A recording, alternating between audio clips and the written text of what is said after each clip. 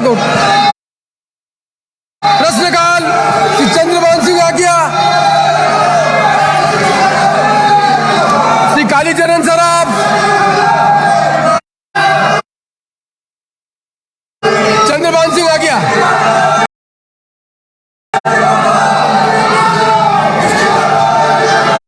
बहुत गलत माननीय कटारिया जी, माननीय कटारिया बहुत गलत परंपरा डाल रहे हैं आप। मैं आपको मौका दिया बोलने का, ये तरीका नहीं है। मैंने आपको मौका दिया, ये तरीका नहीं है। मैं आपकी बात मान सुरेश, मैं कटारिया जी आपकी बात सुन रहा था, मैंने आपको पूरा मौका दिया बोलने का, पर बोलने के बीच में इस तरह का आप बोल रहे ना, मैं सुन रहा हूं, मैंने आपको पूरा मौका दिया, मैं बेटा थोड़ी हुआ, अब आपकी बात सुन रहा था, पर ये उपनेता ये प्रोवोक करके करा, ये तरीका नहीं है। मैं आपके पास पूरा हाउस आपके पास था, आप बोल रहे थे, आप हाँ बिल्कुल गलत बात है। आप अपने नेता को नहीं मान रहे हो, नेता बोल रहे हैं, आप जाइए जगह, अपनी जगह पे जाइए, आप अपनी जगह पे जाइए, अपनी जगह पे जाइए, अपनी जगह पे जाइए। ये कटारिया जी को बोलने का मैं पूरा मौका दे रहा था, मैं तो सुन रहा था उनकी बात। ये नेतागिरी में ऐसे थोड़ी होता। माननीय कटारिया जी को आप सुनने नहीं चाहते हैं? माननीय कटारिया जी,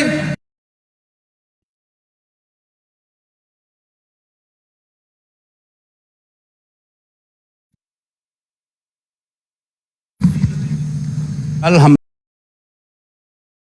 लोगों ने तो वॉकआउट कर लिया और उसके बाद जो वक्तव्य हो रहा था, उस वक्तव्य में जिन शब्दों का प्रयोग हुआ कि राजस्थान रेप केसेज में हिंदुस्तान में प्रथम है, यह आपने स्वीकार किया, और उसके आगे आपने जिस प्रकार के शब्दों का प्रयोग किया, क्योंकि राजस्थान मर्दों का, इससे क्या है कि उन मर्दों का भी अपमान हुआ जो देश के लिए लड़े और मरे। राजस्थान जाना जाता है तो उसकी बहादुरी के कारण से जाना जाता है। राजस्थान के मर्द इस कारण से नहीं जाने जाते हैं कि वो रेप करते हैं। ये दुर्भाग्य है।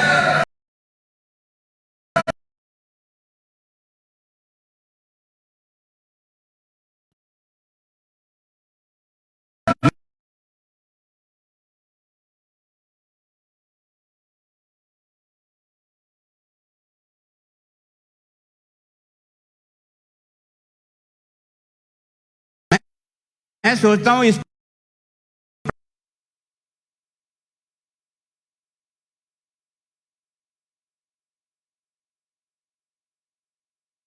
को बहुत आक्रोश है। मैं तो बहुत जल्दी जाकर के 9 बजे ही सो गया था, लेकिन बाद में जो टेलीफोन आने शुरू,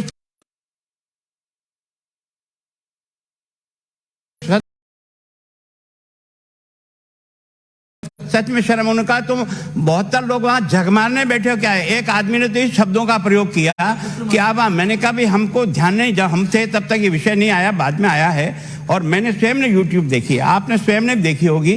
जिन शब्दों का प्रयोग हुआ, यह राजस्थान की उन नारी का भी अपमान है और राजस्थान की सारी जनता का और बहादुर लोगों का भी अपमान है। आप लीडर को नहीं मानते, बोल रहे हो, बड़े बड़े बोल रहे हैं, सीनियर लीडर है अपन। मैं सोचता हूं कि इसको आप सामान्य घटना के रूप में मत लो। ये जो कुछ भी कमेंट्स हैं, मजाक करते हैं, हम आपस में एक दूसरे छींटाकशी करते हैं, समझ में आ सकता है, लेकिन इतनी घटिया स्तर की बात कह जाएं और उस सारी नारी समाज को जिस प्रकार के हम अपमानित करो, और राजस्थान के बहादुर लोगों को जिस ढंग से आपने उनके साथ मिलाकर अपमान किया है, आखिर इसका कोई हल तो हो। माननीय अध्यक्ष, माननीय प्रतिपक्ष के नेता, कल ही सदस्य प्लीज, आप में आए ऑन चेयर, क्या बात कंपटीशन है यहाँ पर?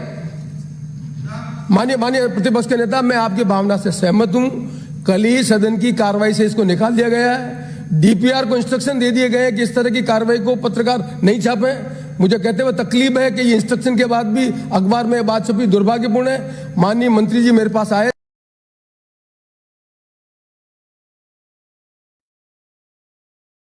थे, उन्होंने स्वप्न ये कहा है और खुद सदन की कार्रवाई में कहा है कि मेरे से अनइंटेंशनली सब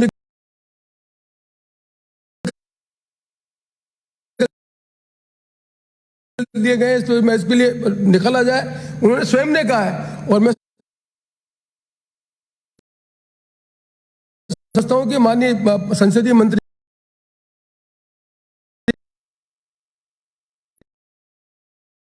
की ये भावना नहीं थी, और आप सुनना चाहे तो मैं संसदीय मंत्री से कहूंगा अपनी बात कह दें।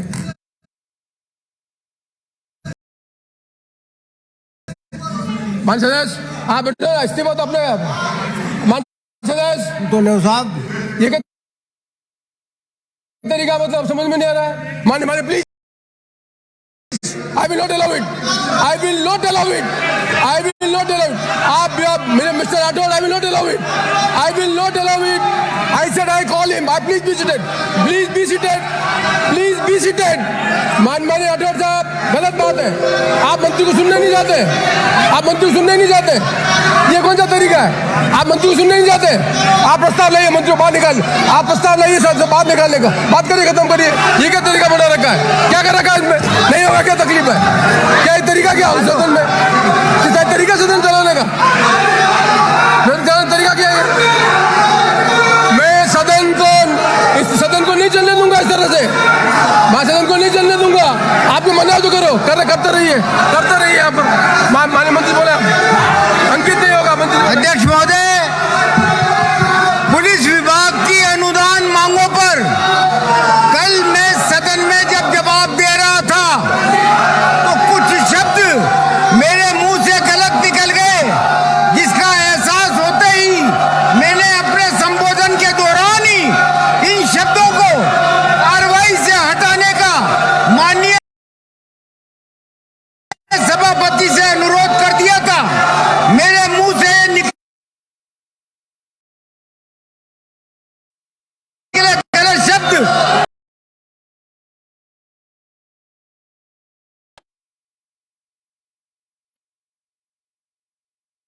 दरअसल राजस्थान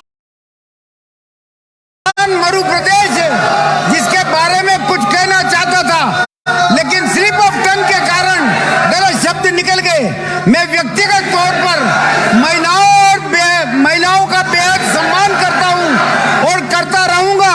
मेरे द्वारा कहे गए इन शब्दों से यदि किसी को ठोस लगी है तो उसके लिए मैं खेद प्रकट करना चाहता हूं, माफी मांगना चाहता हूं। इससे क्या होगा? इससे क्या होगा? क्या क्या इस्तीफा दोगे आप? हो गया समझ, गलत बात।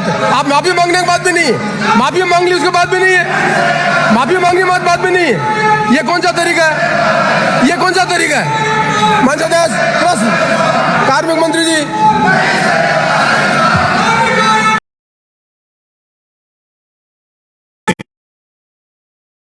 जी हाँ, माननीय मुख्य मंत्री महोदय की बजट घोषणा वर्ष 2022-23 के बिंदु संख्या 28 के उप बिंदु 3 के अनुसार ग्राम पंचायत मुख्यालयों पर स्थित प्राथमिक विद्यालयों को उच्च प्राथमिक में तथा उच्च प्राथमिक विद्यालयों को सीधे सीनियर सेकेंडरी विद्यालयों में निर्धारित मानकों के अनुसार एवं यथा आवश्यकता क्रमोन्नत किया जाएगा। विधानसभा क्षेत्र 84 की 14 ग्राम पंचायतों में राजकीय माध्यमिक विद्यालय एवं राजकीय उच्च माध्यमिक विद्यालय संचालित नहीं है। ग्राम पंचायत वार विवरण परिशिष्ट क पर संलग्न है। 2.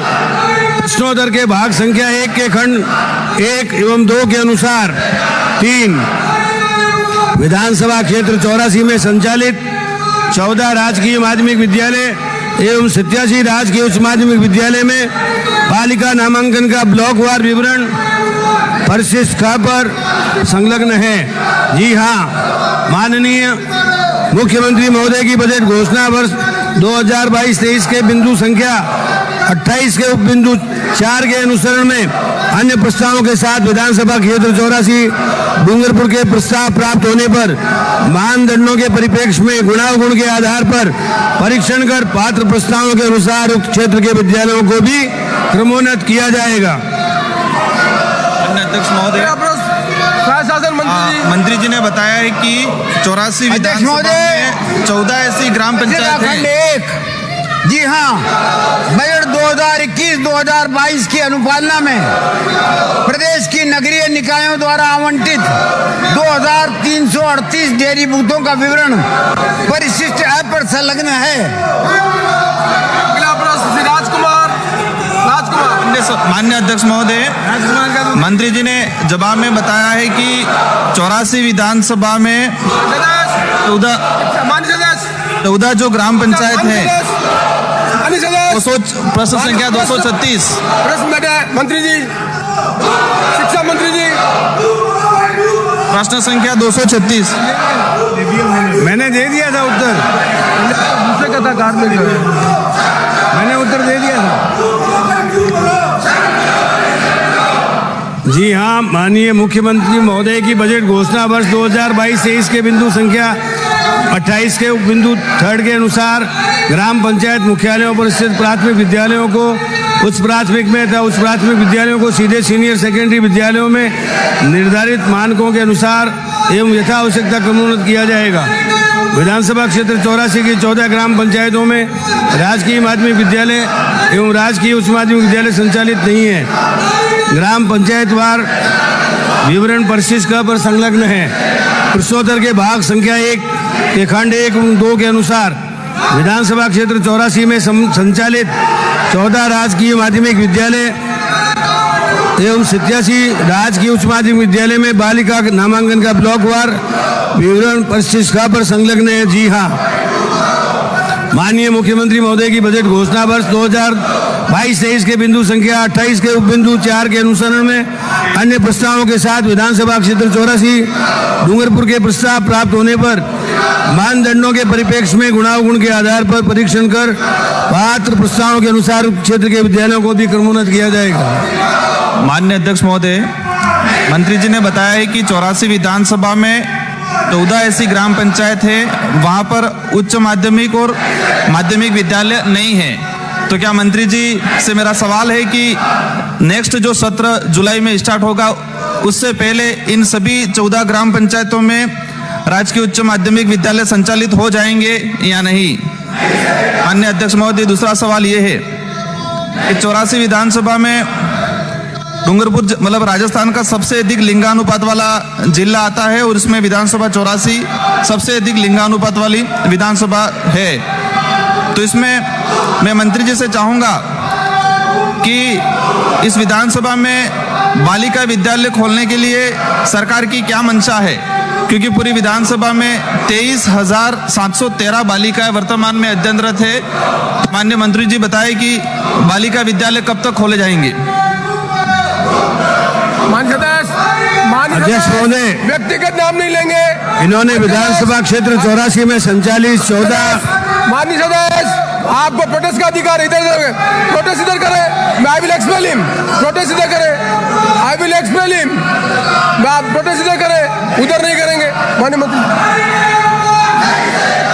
अध्यक्ष महोदय, इनका पूरक प्रश्न एक है, उसमें 14 स्कूलें ऐसी है जिसमें 13 तो नई पंचायतें हैं, एक पुरानी पंचायत है। सेकेंडरी स्कूल खोलने के लिए 5 किलोमीटर की दूरी और सीनियर सेकेंडरी स्कूल खोलने के लिए 7 किलोमीटर की दूरी आवश्यक है। तो जो मानदंड के अनुसार स्कूलें आएंगी उनमें सेकेंडरी या सीनियर सेकेंडरी स्कूल खोले जाएंगे। जहाँ तक इन्होंने 14 राजकीय माध्यमिक विद्यालयों के बारे में बात की है,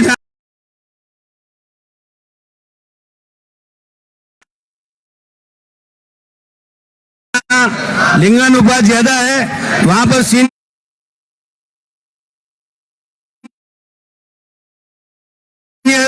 हायर सेकेंडरी स्कूल खोल दिए जाएंगे। माननीय अध्यक्ष महोदय,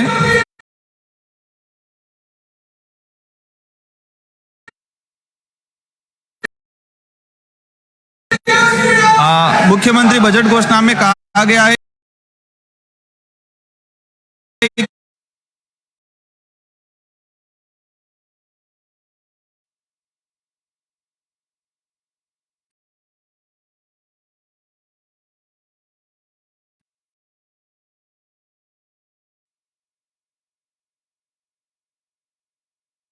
कि जुलाई से पहले इन ग्राम पंचायतों में ग्राम पंचायत मुख्यालय स्तर पर माध्यमिक और उच्च माध्यमिक विद्यालय खोलेंगे या नहीं खोलेंगे। दूसरा, ये कई ग्राम पंचायत ऐसी हैं कि ग्राम पंचायत मुख्यालय पर सिर्फ प्राथमिक विद्यालय हैं, जैसे कि सुजातलाई। तो क्या उन प्राथमिक विद्यालयों को सीधा सीनियर में क्रमोन्नत कर दिया जाएगा या उच्च प्राथमिक में क्रमोन्नत कर दिया जाएगा? अध्यक्ष महोदय, जो प्राथमिक विद्यालय हैं उनको मानदंडानुसार पहले उच्च प्राथमिक विद्यालयों में क्रमोन्नत किया जाएगा। और जैसे जौंथरी ब्लॉक जहां वासुआ में 6 किलोमीटर दूरी पर एक विद्यालय है,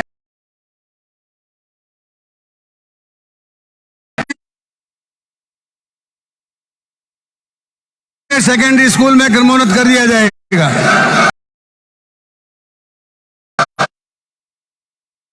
अगला माननीय अध्यक्ष महोदय, मेरा सीधा सा सवाल है कि मंत्री जी मुझे आश्वस्त करें कि प्रत्येक ग्राम पंचायत मुख्यालय स्तर पर उच्च माध्यमिक विद्यालय 84 विधानसभा में खोल दिए जाएंगे। अध्यक्ष महोदय, मैंने बताया जैसा हमारे पास इस बार 200 प्राइमरी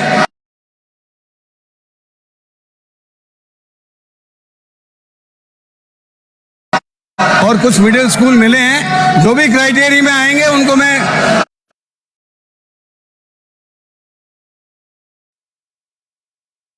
आदिवासी इलाकों को ध्यान में रखते हुए प्राथमिकता दूंगा। अगला बेटे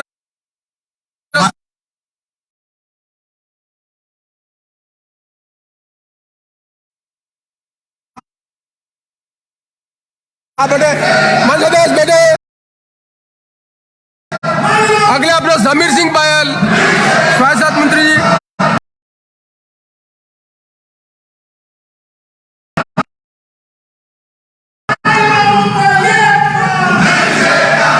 अध्यक्ष महोदय,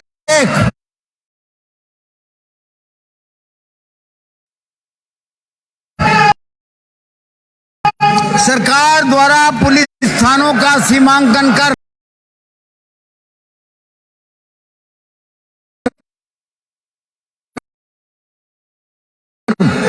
नए वृत्त कार्यालय का सर्जन क्षेत्र की भौगोलिक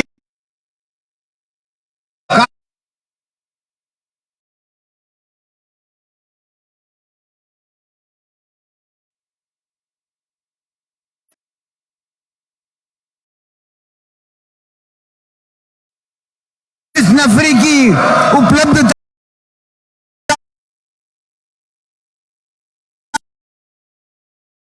के आधार पर किया जाता है।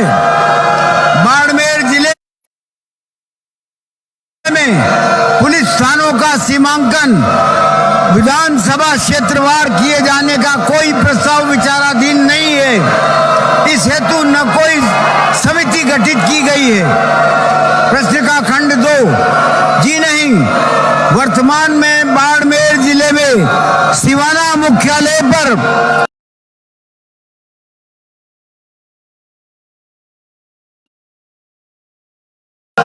नया वृत्त कार्यालय खोले जाने का कोई प्रस्ताव विचाराधीन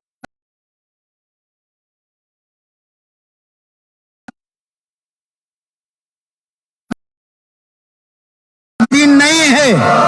नए वृत्त कार्यालय का सर्जन क्षेत्र की भौगोलिक स्थिति और जनसंख्या, अपराध एवं कानून व्यवस्था की स्थिति, वित्तीय संसाधनों तथा पुलिस की नफरी की उपलब्धता के आधार पर किया जाता है। खंड 3, जी नहीं, वर्तमान में सिवाना पुलिस थाने में सीआई पद सर्जित करने का कोई प्रस्ताव विचाराधीन नहीं है। समदड़ी पुलिस थाने में के अंतर्गत ग्राम पंचायत खंड में नई चौकी खोले जाने का भी कोई प्रस्ताव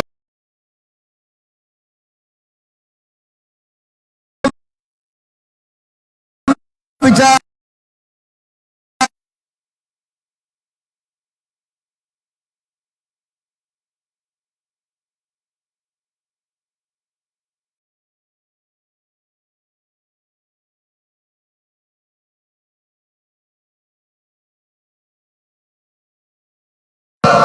संजय जी, मंत्री जी।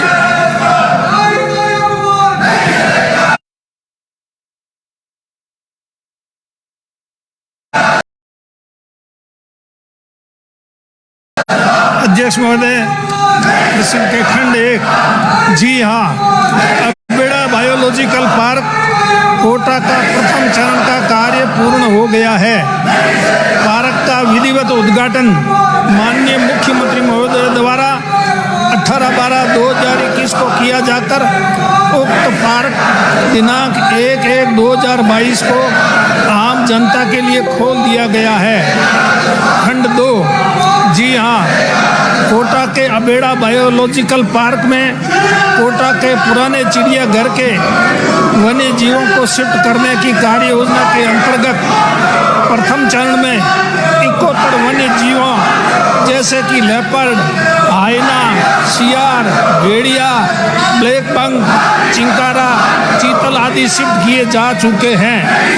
अन्य वन्य जीवों को द्वितीय चरण में शेष एंक्लोजर बन जाने के पश्चात शिफ्ट किया जाएगा। शिफ्ट किए गए वन्य जीवों की सूची परिशिष्ट आ पर संलग्न है।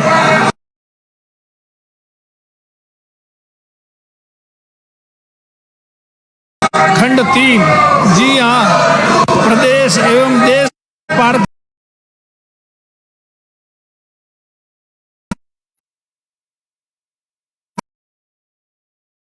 जयपुर, नागालैंड जूलॉजिकल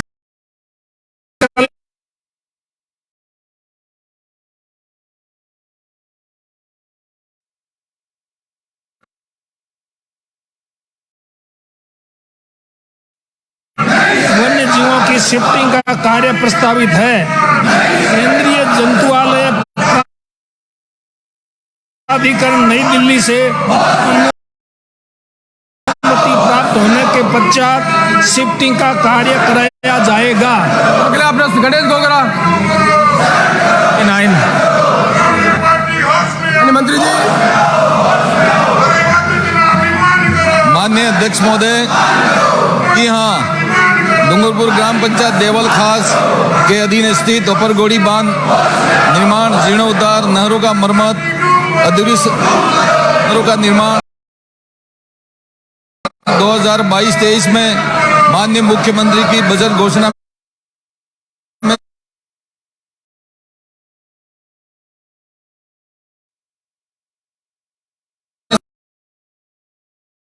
सम्मिलित किया गया है, जिसकी पालना में अपर गोड़ी बांध की मरम्मत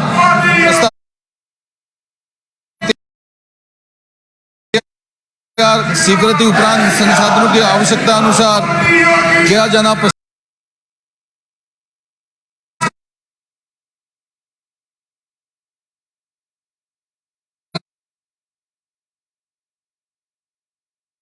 मरम्मत, जीर्णोद्धार एवं अधूरी नहरों का निर्माण कार्य, रिपेयरिंग, रेस्टोरेशन, मत्स्य प्रस्तावित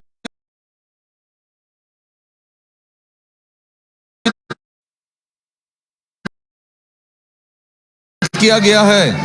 माननीय अध्यक्ष महोदय, मैं माननीय सदस्य को विश्वास दिलाता हूं कि इस कार्य को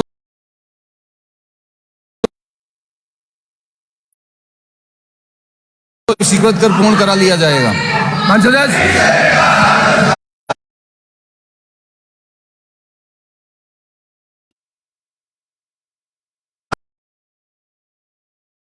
माननीय अध्यक्ष महोदय जी, मैं सबसे पहले अपरगोड़ी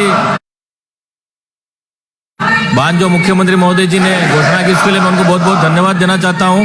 इसके साथ ही कोडियाकोंड जो मेवाड़ा बांध है,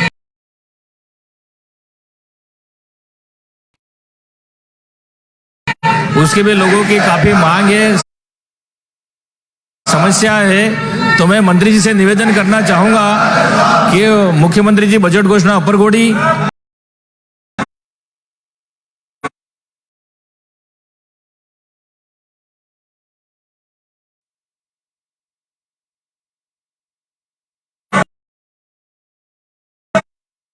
और मेवाड़ा बांध कोडियाकोंड जल्दी से जल्दी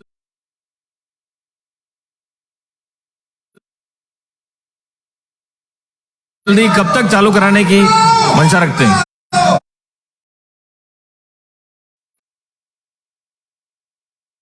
अगला प्रश्न गोविंद प्रसाद, प्रॉपर्टी मिनिस्टर। सहकारिता मंत्री जी। माननीय अध्यक्ष महोदय, खंड 1 जी नहीं, किसानों को अनुदान स्वरूप राशि उपलब्ध करवाने का कोई प्रस्ताव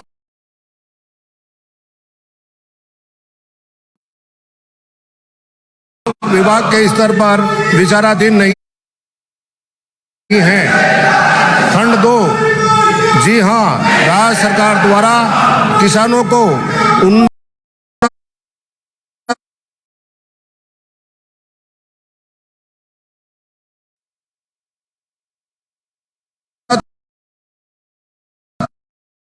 प्रमाणित बीज व खाद की उपलब्धता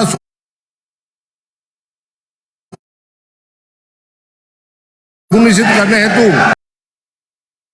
प्रत्येक जिले के लिए खरीफ व रबी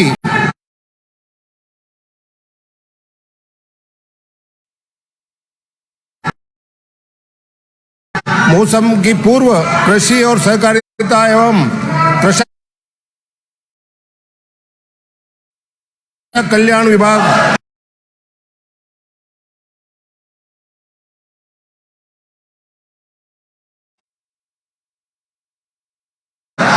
जिसमें प्रमाणित बीज व खाद की उपलब्धता सुनिश्चित किए जाने हेतु कार्य योजना तैयार की जाती है। राज्य सरकार द्वारा किसानों की मांगों के अनुसार पर्याप्त मात्रा में उर्वरक उपलब्ध कराने के उद्देश्य से राजफेड द्वारा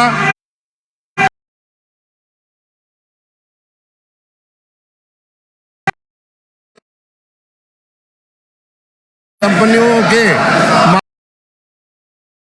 माध्यम से उर्वरकों का अग्रिम भंडारण किया जाता है तथा भंडारित उर्वरक मांग के समय किसानों को उपलब्ध कराए जाते हैं। इसी प्रकार संस्थाओं से समन्वय स्थापित कर मांग के अनुरूप बीज की व्यवस्था की जाती है। माननीय अध्यक्ष महोदय, इन्होंने ये भी जानकारी मुझे टेलीफोन करके अवगत कराई थी कि अगले साल क्या रहेगा। तो अगले साल और ज़्यादा संकट उत्पन्न होने की स्थिति है। वित्तीय वर्ष 21-22 हेतु केंद्र सरकार द्वारा प्रस्तावित बजट में से उर्वरक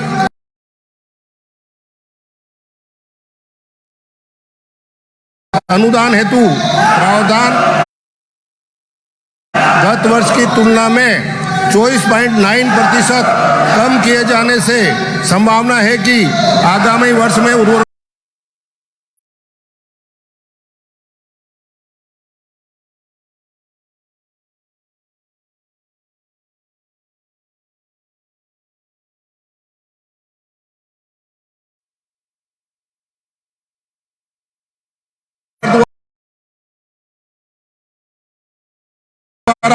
माननीय प्रधानमंत्री महोदय को अर्थशास्त्री पत्र के माध्यम से ध्यान भी आकर्षित किया गया है। अगला प्रश्न गोपीचंद मीणा मंत्री जी। अध्यक्ष महोदय, डूंगरपुर जिले में खरीफ फसल वर्ष 2021 सम्मत 2078 में 3 तहसील साबला, सागवाड़ा एवं गलियाकोट में सूखे से फसल खराबा होने पर अभावग्रस्त घोषित किया गया है। शेष तहसीलों में सूखे से फसल खराबा नहीं होने के कारण अभावग्रस्त घोषित नहीं किया गया। सूखे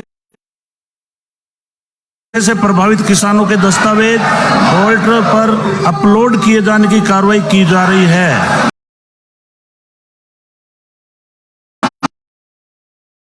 प्रभावित पात्र किसानों को राज्य आपदा निधि के मापदंड अनुसार कृषि आदान अनुदान का भुगतान किया जाएगा। विभाग द्वारा किसानों को कृषि आदान अनुदान भुगतान करने हेतु दिशा निर्देश जारी कर दिए हैं। डूंगरपुर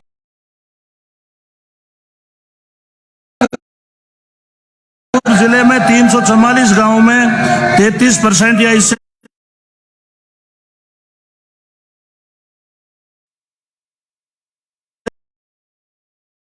अधिक फसल खराबा हुआ है तथा 1,09,664 कृषक प्रभावित हुए हैं। सूखे से प्रभावित किसानों को कृषि आदान अनुदान वितरण करने हेतु दिनांक 9/12/21 को दिशा निर्देश जारी कर दिए हैं। सूखा प्रभावित क्षेत्रों में पशु संरक्षण गतिविधियों यथा पशु शिविर, चारा डिपो खोलने हेतु तथा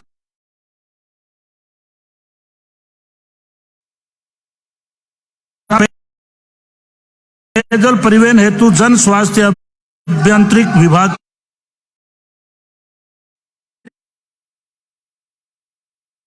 फसल वर्ष 2021 में सूखे से बाड़मेर, बीकानेर, जालोर, जैसलमेर, पाली, सिरोही, जोधपुर, नागौर, डूंगरपुर एवं चूरू जिले की 64 तहसीलों को सूखाग्रस्त घोषित किया गया है। सूखे से 21 करोड़ 21 लाख हेक्टेयर में 33% या इससे अधिक फसल खराबा हुआ तथा 22.65 लाख कृषक प्रभावित हुए हैं। जिलेवार विस्तृत विवरण परिशिष्ट ऐप पर संलग्न है। सूखे से 10 जिलों में 6,122 गांवों में 33% या इससे अधिक फसल खराबा हुआ है। प्रभावित कृषकों में से 1,84,682 कृषकों को हेतु 175.77 करोड़ रुपए का कृषि आदान अनुदान वितरण करने हेतु स्वीकृति जारी कर दी गई। डूंगरपुर जिले में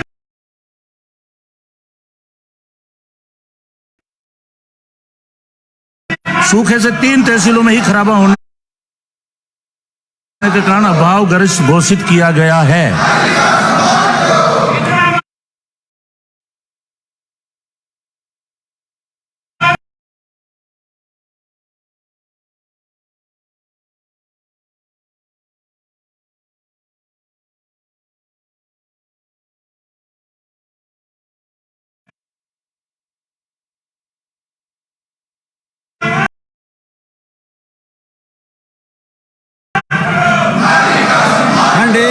जी नहीं, राजस्थान राज्य पथ परिवहन निगम की बसों का किराया पड़ोसी राज्य उत्तर प्रदेश, पंजाब, हरियाणा, उत्तराखंड, हिमाचल प्रदेश एवं महाराष्ट्र की तुलना में कम है। राजस्थान राज्य पथ परिवहन निगम का विगत 3 वर्षों का घाटा निम्नानुसार है। वित्तीय वर्ष 2018-19 153 करोड़ 76 लाख, 20-19 217 करोड़ 6 लाख, 20-21 189 करोड़ 76 लाख। निगम के घाटे में रहने के प्रमुख कारण निम्न रहे हैं। डीजल की दरों में निरंतर बढ़ोतरी,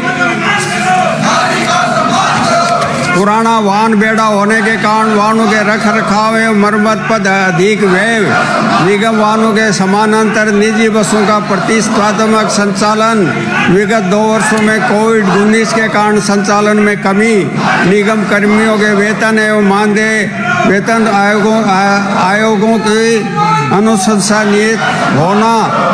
खंड 2 रोडवेज रूटों पर अवैध बसों के संचालन को रोकने के लिए विभागीय उड़नदस्तों द्वारा समय समय पर उप श्रेणी के वाहनों की जांच कार्रवाई की जाती है। विगत 3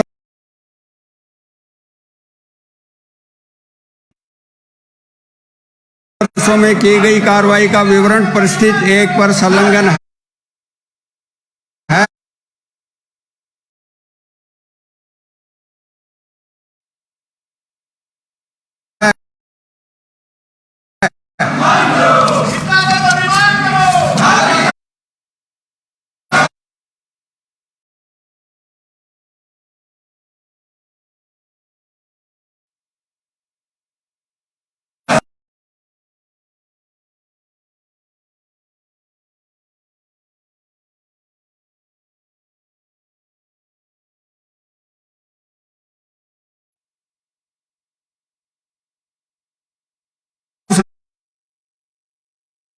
लगाने हेतु समय समय पर विभागीय उड़नदस्तों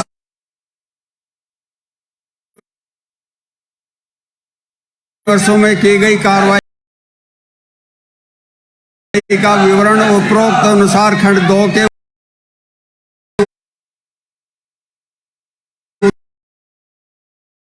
उत्तर में वर्णित पृष्ठ 1 में सम्मिलित है।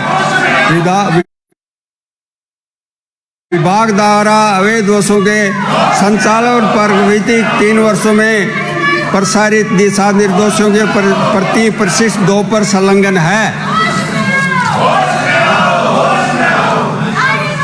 माननीय अध्यक्ष महोदय, मैं आपके माध्यम से मंत्री महोदय से जानना चाहूँगा कि आपने अपने प्रश्न में माना है कि रोडवेज रूटों पर अवैध बसों का संचालन होता है और आपने उसी में कहा है कि समय समय पर उड़न दस्ते द्वारा कार्रवाई की जाती है।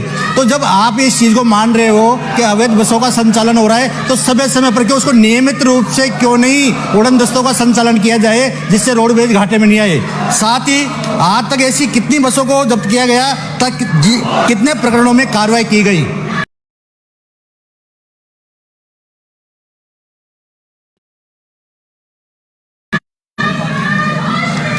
अध्यक्ष महोदय, मैंने ये नहीं कहा है कि अवैध बसें नहीं चल रही हैं, पर पिछली सरकार के समय में रोडवेज के रूटों को डीनोटिफाइड किया था और लोक परिवहन के नाम की सेवाओं को परमिट दिए गए थे। उस वजह से भी घाटे में वृद्धि हुई है। अभी तक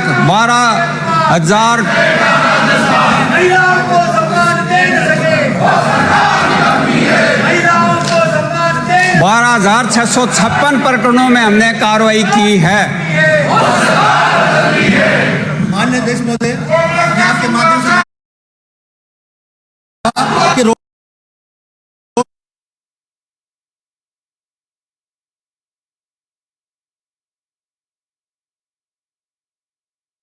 सरकार उनका भुगतान करने का पर विचार रखती है, यदि हाँ तो कब तक।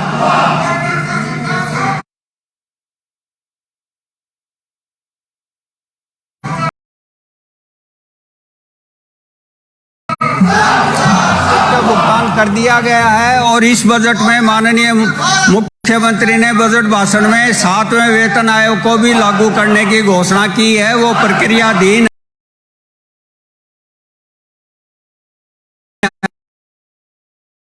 है, जल्दी उस पर निर्णय हो जाएगा।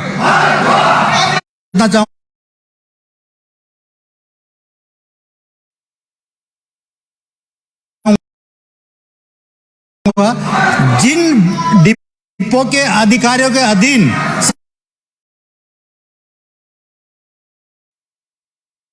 सबसे ज्यादा राजस्व घाटा हुआ है, वहां पर कितने कर्मचारियों को नोटिस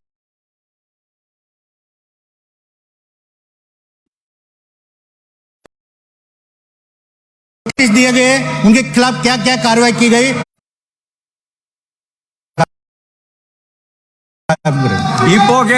डिपो के विरुद्ध कार्रवाई नहीं की गई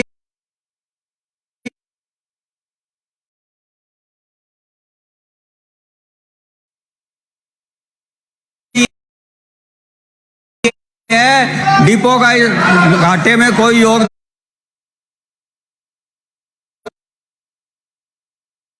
नहीं है। जहां जहां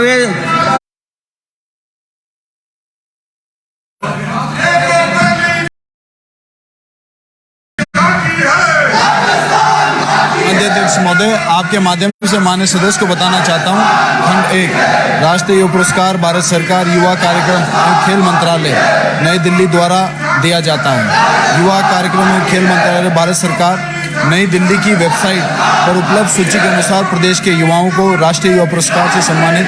युवा पुरस्कार की वर्षवार विवरण नियमानुसार है।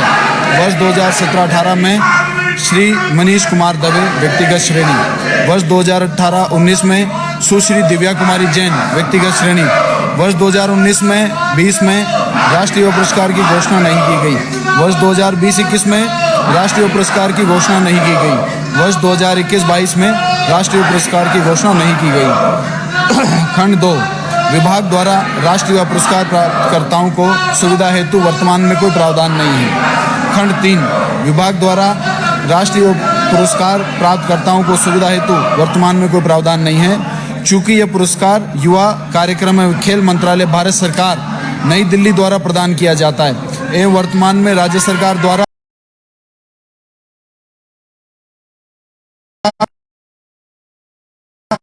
किसी प्रकार की अभिशंसा नहीं की जाती है। भारत सरकार द्वारा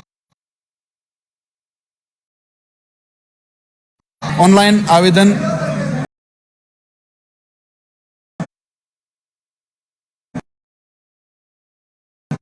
लिए जाकर युवा पुरस्कार दिए जाते हैं। मान्य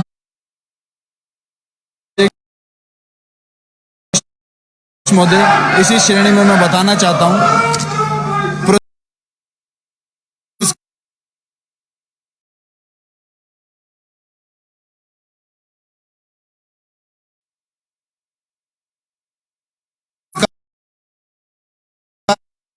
के उद्देश्य राष्ट्रीय विकास या समाज के क्षेत्र में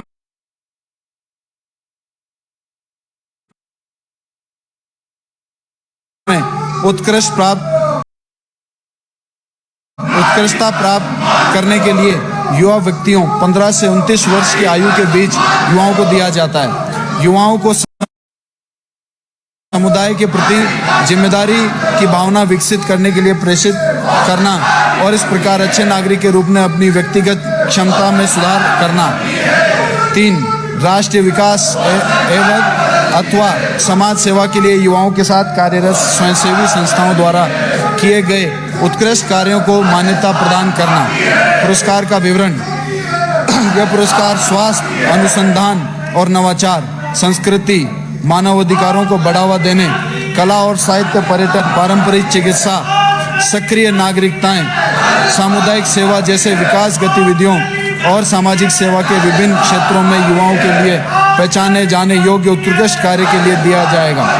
खेल और अकादमिक उत्कृष्टता और स्मार्ट लर्निंग। व्यक्तिगत श्रेणी के पुरस्कारों की संख्या 25, युवा संगठन और संस्था के पुरस्कारों की संख्या 10। व्यक्तिगत श्रेणी में पुरस्कार संख्या 50,000 पदक प्रमाण पत्र दिया जाता है। युवा संगठन एवं संस्थान को पुरस्कारों की राशि 2 लाख रुपए पदक प्रमाण पत्र दिया जाता है। पात्रता की शर्तें। व्यक्तिगत के लिए भारत का नागरिक होना चाहिए। 1 जनवरी 22 को आयु 15 से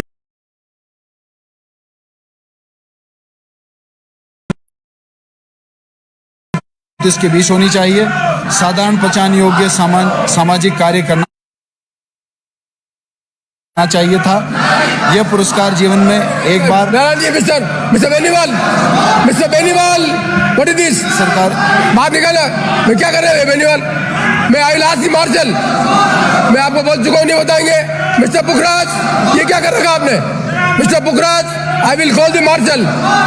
मैंने मना कर चुका हूँ, डिस्प्ले नहीं करेंगे। ये क्या कर रखा आपने? आप नीचे रखे इसको। नहीं सुन रहे क्या? मिस्टर बेनीवाल, क्या सुन नहीं रहे क्या? Mister Beniwal, I will name you. Mister Beniwal and mister Pukhraj, mister Beniwal and mister Pukhraj, mister Beniwal, I will name you. Mister Pukhraj and Beniwal, I will name you.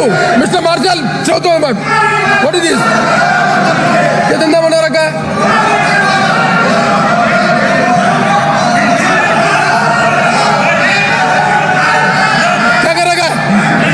Mister Chandrabhan, I will name mister Chandrabhan, I will name you. ये क्या तरीका बना रखा है? ये क्या बना रखा है?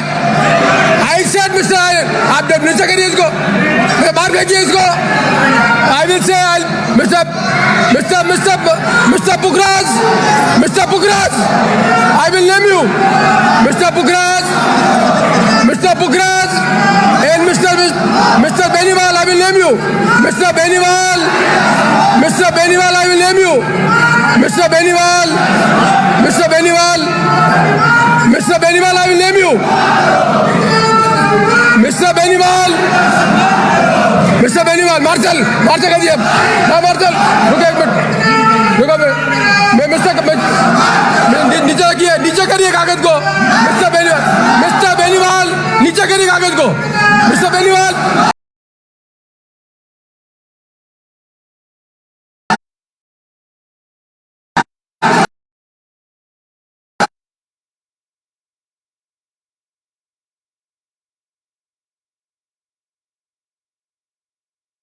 कटारिया जी, उनको नीचे करिए।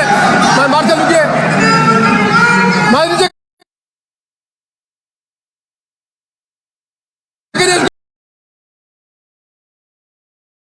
कटाई नीचे करो, ये गलत बात है, ये गलत बात है।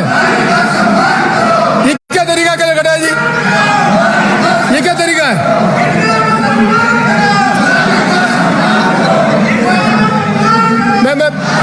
ये क्या तरीका है?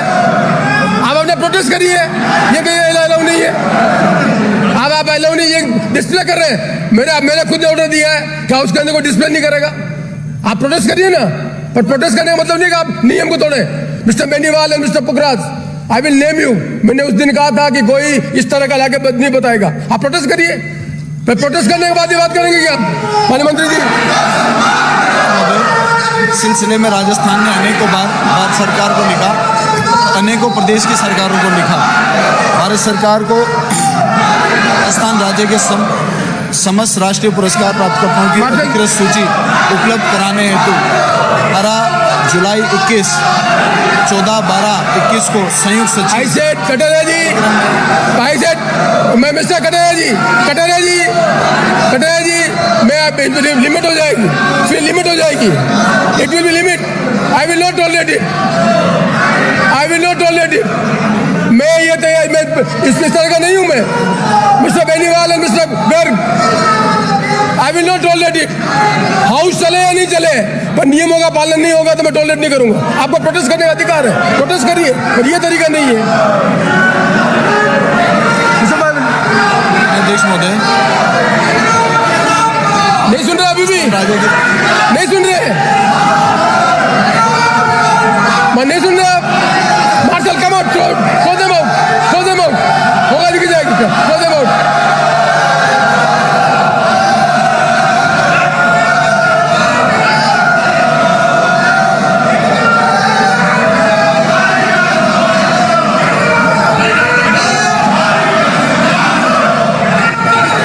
सदन की कार्रवाई 1 घंटे के लिए स्थगित की जाती है।